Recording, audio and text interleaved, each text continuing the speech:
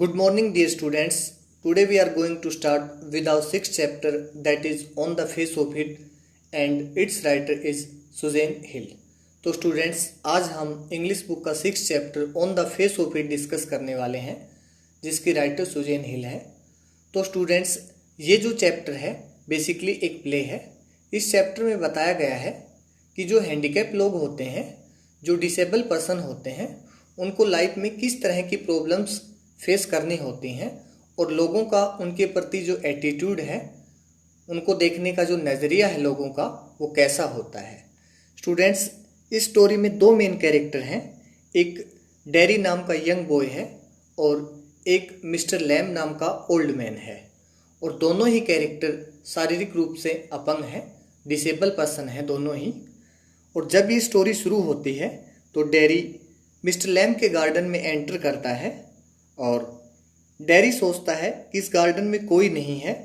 और डेरी इस गार्डन में इसलिए जाता है क्योंकि वो एक लोनली प्लेस में अपना टाइम स्पेंड करना चाहता है. यद्यपि जो गेट है वो खुला होता है, मगर डेरी को इस बात का पता नहीं है. वो वॉल को स्केल करके दीवार को फांद के अंदर प्रवेश करता है और सडनली वो अपने सामने मिस्टर लैम को बैठे हुए पाता है. और डेरी इस बात से डर जाता है और वो वापस जाना चाहता है, मगर मिस्टर लैम उससे बहुत ही काइंड टोन में बात करते हैं, प्यार के लहजे में बात करते हैं. और वो डेरी को बताते हैं कि उसका वहाँ पर स्वागत है और डरने की कोई आवश्यकता नहीं है. डेरी कहता है कि वह किसी से नहीं डरता. He is not afraid of anybody. On the other hand people are afraid of him. कि वो किसी से नहीं डरता, जबकि जो लोग हैं वो उससे डरते हैं. क्यों डरते हैं? One side of his face is burned. क्योंकि उसका जो एक तरफ का चेहरा है वो जला हुआ है. और ये किससे जला हुआ है? एसिड से जला हुआ है. और उसका जो फेस है अब वो अगली लगता है, क्रूप लगता है, और लोग उसको अवॉइड करते हैं, उससे बचते हैं और उससे नफरत करते हैं. और डेरी कहता है कि कुछ लोग ये दिखावा करते हैं कि उनको उसके जले हुए चेहरे की कोई परवाह नहीं है, मीन्स वो उस तरफ कोई ध्यान नहीं दे रहे हैं. फिर भी डेरी कहता है कि उसको पता है कि लोग उसको अवॉइड करते हैं, उससे बचने की कोशिश करते हैं. मिस्टर लैम उसे बताते हैं कि वे उससे नफरत नहीं करते. मीन्स मिस्टर लैम कहते हैं कि मैं तुमसे नफरत नहीं करता. और मिस्टर लैम कहते हैं कि जल्द ही वो जो पके हुए सेब हैं उनको तैयार करके जेली बनाएंगे. और वो डेरी से पूछते हैं कि क्या वो जेली बनाने में उनकी सहायता करेगा. डेरी सोचता है कि जो बाकी लोग हैं उनकी तरह ही मिस्टर लैम इस टॉपिक को चेंज करना चाहते हैं. मीन्स जब डेरी कहता है कि उसको जो चेहरा है वो एसिड से जला हुआ है और सब लोग उससे नफरत करते हैं, उसको अवॉइड करते हैं, मिस्टर लैम डेरी को बताते हैं कि वे उससे नफरत नहीं करते और कहते हैं कि जल्द ही पके हुए सेबों की फसल तैयार हो जाएगी जिससे वो जेली बनाएंगे. और वो डेरी से पूछते हैं क्या वह उनकी सेब तोड़ने में हेल्प करेगा. डेरी सोचता है कि अन्य लोगों की तरह मिस्टर लैम भी टॉपिक को बदलना चाहते हैं. मीन्स वो भी उसके फेस के बारे में कोई बात नहीं करना चाहते. मगर मिस्टर लैम डेरी को विश्वास दिलाते हैं कि वो वास्तव में उससे नफरत नहीं करते. और वो डेरी को कहते हैं कि the real worth of a person is not in his looks और आउटर अपीयरेंस. कि किसी भी व्यक्ति की जो वास्तविक कीमत होती है वो उसके दिखावे में और उसकी आउटर अपीयरेंस में नहीं होती. His real worth in him. उसकी वास्तविक जो कीमत होती है वो उस व्यक्ति के अंदर होती है. मिस्टर लैम उसको एक एग्जाम्पल से समझाते हैं. कहते हैं कि उसके गार्डन में वीड्स हैं, बहुत सारी खरपतवार है, और जो बाकी लोग हैं वो इस वीड से नफरत करते हैं, मगर वे इन खरपतवार को भी बाकी पौधों की तरह देखते हैं. उनके कहने का मतलब है कि जो डेरी है उससे वो नफरत नहीं करते, बल्कि वो क्या करते हैं, बाकी जो दूसरे लड़के हैं उन्हीं की तरह वो डेरी को भी देखते हैं. मिस्टर लैम डेरी को बताते हैं कि उनमें भी एक फिजिकल डिफॉर्मिटी है, वो भी शारीरिक रूप से अपंग है. उसकी जो एक टांग है वो नकली है और जो वास्तविक टांग थी वो युद्ध के अंदर कट गई थी. और जो दूसरे बच्चे हैं वो उसको लैमली लैम्प कहते हैं, मीन्स लंगड़ा लैम्प कह के बुलाते हैं। मगर वे इस बात का बिल्कुल भी बुरा नहीं मानते। वे बच्चों से डरते नहीं और बच्चे उनसे नहीं डरते। अक्सर बच्चे उनके पास आते हैं और वो उनको टॉफ़ियाँ देते हैं। मिस्टर लैम्प डेरी को सलाह देते हैं कि वह भी इस बात का बुरा न माने कि लोग उसके चेहरे के बारे में क्या कहते हैं। और मिस्टर लैम्प डेरी को बताते हैं कि सुंदरता केवल शरीर में नहीं होती है। कहते हैं कि beauty is not merely in the physical body, कि शारीरिक जो सुंदरता होती है वो केवल शरीर में नहीं होती है। Real beauty lies within our spirits, जो वास्तविक सुंदरता होती है वो तो हमारी आत्मा में होती है। Handsome is he who handsome does, means सुंदर वो है जो सुंदर करे, मीन्स सुंदर वो है जो सुंदर काम करे। अच्छा व्यक्ति वो होता है जो अच्छे काम करता है। इसके बाद मिस्टर लैम्प डेरी को एक ब्यूटी एंड बीस्ट की फेरी टेल सुनाते हैं। ब्यूटी और बीस्ट की एक कथा सुनाते हैं।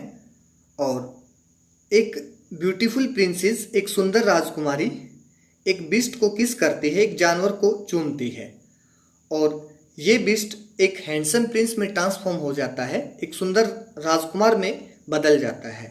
और ये सब प्यार की शक्ति के कारण होता है। और कहानी का जो मोरल है वो ये है, it is not what you look like.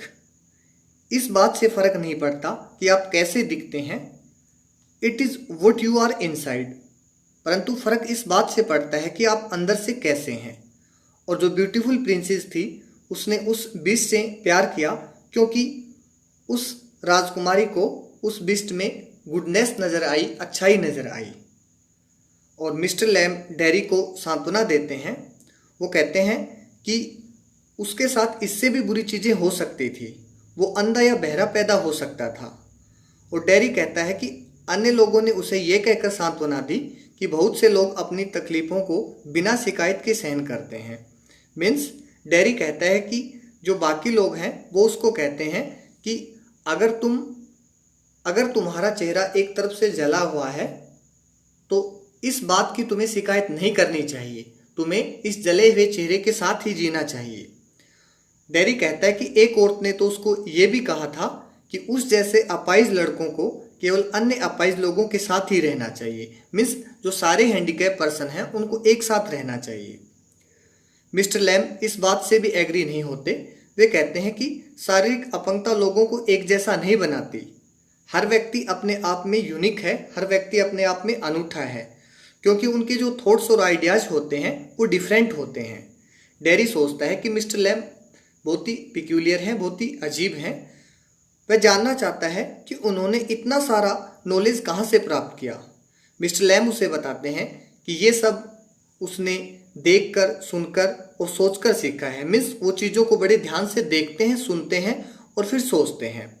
और उनके पास बहुत सारी किताबें हैं और वो जो बीज का मीन्स मधुमक्खियों का जो भिन भिनाना है उसको भी संगीत समझते हैं। वे जो प्लांट्स और ट्रीज हैं उनको देखते हैं और इसके बाद में इन सब चीज़ों को बड़ी गहराई से सोचते हैं, इनके बारे में बड़ी गहराई से सोचते हैं। डेरी सोचता है कि जो बाकी लोग हैं वो फ्रेंडली नहीं है, इसलिए अधिकतर लोगों से वह नफरत करता है और वह उनको बाकी लोगों को अवॉइड करता है, उनसे बचता है और अलग रहना चाहता है। मगर मिस्टर लैम्प उसको बताते हैं कि अगर दूसरे लोग उसके दोस्त नहीं हैं तो इसका ये मतलब भी नहीं है कि वो उसके दुश्मन है। और वो उसको एडवाइस देते हैं कि वह किसी से नफरत ना करे और कहते हैं कि नफरत तो एसिड से भी बुरी है जिसने उसका चेहरा जला दिया था, क्योंकि नफरत व्यक्ति के अंदर को जला देती है। और वो कहते हैं कि तुम बिल्कुल अलग रहते हो, बाकी लोगों से नफरत करते हो और ये जो नफरत है ये तो उस एसिड से भी बुरी है जिसने तुम्हारे चेहरे को जला दिया है। उसके बाद मिस्टर लैम्प उसको एक एग्जाम्पल देते हैं। कहते हैं कि अगर वो लोगों से बच के रहेगा, लोगों को अवॉइड करेगा तो इससे उसकी बात नहीं बनने वाली है। कहते हैं कि उसको एक स्टोरी सुनाते हैं। कहते हैं कि एक ऐसा आदमी था जिसको हर बार मौत से डर लगता था और वो सोचता था कि उसके साथ कोई दुर्घटना हो जाएगी या कोई गंभीर बीमारी उसे लग जाएगी। और उसने क्या किया, खुद को एक रूम के अंदर बंद कर लिया। उसने सोचा कि अगर वो हमेशा एक रूम के अंदर बंद रहेगा तो शायद उसके साथ कोई एक्सीडेंट नहीं होगा। मगर ऐसा हुआ नहीं। उसके साथ उस रूम में भी एक्सीडेंट हो गया। दीवार पर टंगी हुई एक पिक्चर है, वो उसके सिर पर गिर गई और वो मर गया। तो वो सलाह देते हैं कि इस बात का कोई फायदा नहीं है कि तुम हमेशा अकेले रहो, लोगों से मिलो ही ना। डैरी मिस्टर लैम को बताते हैं कि उसके माता पिता उसके बारे में चिंतित होंगे और उन्हें डर है कि अपने जले हुए चेहरे के कारण वो इस दुनिया में अपना स्थान नहीं बना पाएगा और जब वो मर जाएंगे तो डैरी की देखभाल करने वाला कोई नहीं होगा। मगर मिस्टर लैम इस बात से भी सहमत नहीं होते।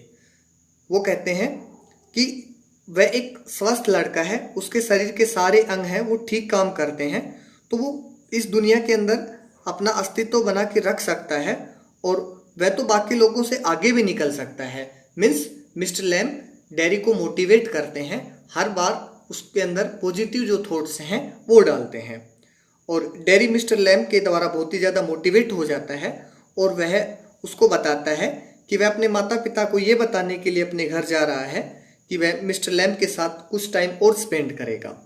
मिस्टर लैम को बताता है कि सेब तोड़ने के लिए सीढ़ी पर चढ़ना खतरनाक हो सकता है।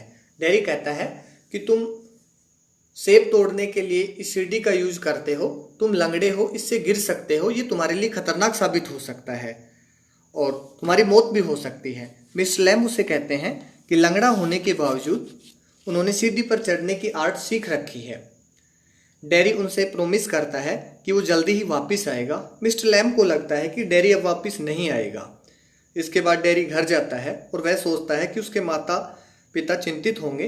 वह अपनी माता को मिस्टर लैम के साथ अपनी मुलाकात के बारे में बताता है और उसकी माता ये नहीं चाहती कि वह वापस उसके पास जाए, मगर डैरी उसे बताता है कि मिस्टर लैम एक अलग इंसान है, उनका सोचने का नज़रिया है वो अलग है और वो उसके पास जाएगा। वह सोचता है कि ऐसा जो चांस है वो वापस कभी नहीं आएगा। मीन्स ऐसा अवसर है ये जो उसे गंवाना नहीं चाहिए। इसलिए वह भागकर मिस्टर लैम के पास फिर से उसके गार्डन में जाता है।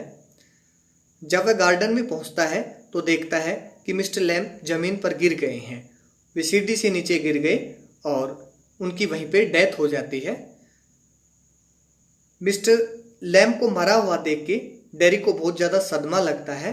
वह रोता है क्योंकि उसने एक वास्तविक मित्र खो दिया है।